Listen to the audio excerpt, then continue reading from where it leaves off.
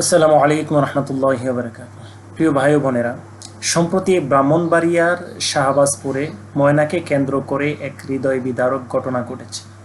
কিন্তু সেই ঘটনার নামে ইসলাম, ইমাম, মুয়াজ্জিন এবং আল্লাহর বিধানকে টার্গেট করে কুৎসিত নাটক তৈরি করেছে ইমরান বিন বশির নামের এক ব্যক্তি।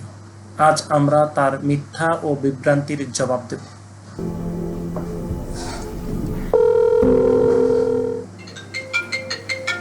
ইসলাম কখনো অন্যায়কে সমর্থন করে না। আল্লাহ সুবহানাহু ওয়া তাআলা সূরা আল ইসরার ৩২ নং আয়াতে বলেন, বেবিচারের কাছেও যেও না, এটি অশ্লীল এবং নিকৃষ্ট পথ। ইসলামে ধর্ষণ, হত্যা এগুলো চরম অপরাধ। একজন মুসলিম যদি এমন জঘন্য অপরাধ করে, তার বিচার অবশ্যই শরীয়ত ও আইন অনুযায়ী হওয়া উচিত। কিন্তু একজন মুসলিম অপরাধ করলেই কি ইসলাম দায়ী? তাহলে যদি একজন হিন্দু, খ্রিস্টান বা নাস্তিক অপরাধ করে, আমরা কি তাদের ধর্মকে দায়ী করব? সেই গুণ আল্লাহ তাআলা ক্ষমা করে দিবেন কিভাবে? ধর্ষক খুনিকে তিনি ক্ষমা করে দিবেন, ভালো কথা, অনেক অনেক দয়া তার, ভালো কথা।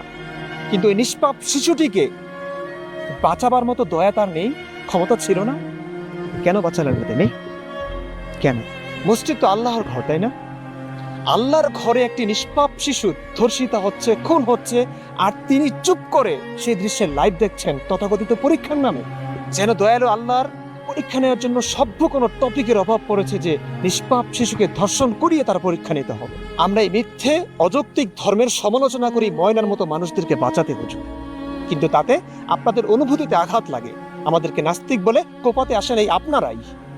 ইরফান ভাই, আমি ওকে ক্ষমা করব না ভাই, আমি ওর বিচার চাই ভাই, সাথে আল্লাহ তাআলার বিচার চাই আমি। নইলে ক্ষমা পাওয়ার আশা এইসব অন্যায় অবিচার হতেই থাকবে সমাজ। আমি আল্লাহর বিচার চাই।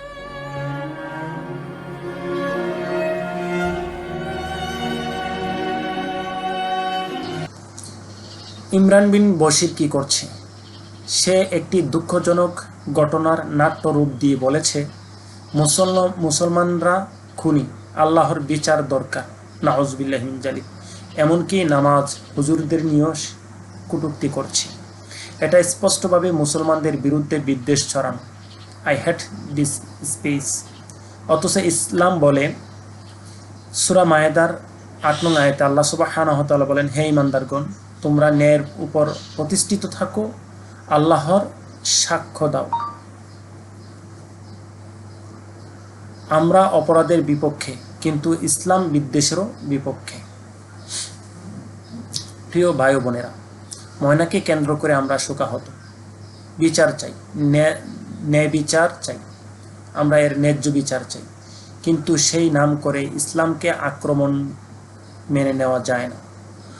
ইমরান বিন বশিরের নাটকের যে মিথ্যা, বিদ্বেষ ও অপমান ছড়ানো হয়েছে, তা কেবল মুসলমানদের নয়, বরং বাংলাদেশের সামাজিক সম্প্রীতির উপরও হামলা। সে ইসলাম বিদ্বেষী একটি এজেন্ডা বাস্তবায়ন করছে।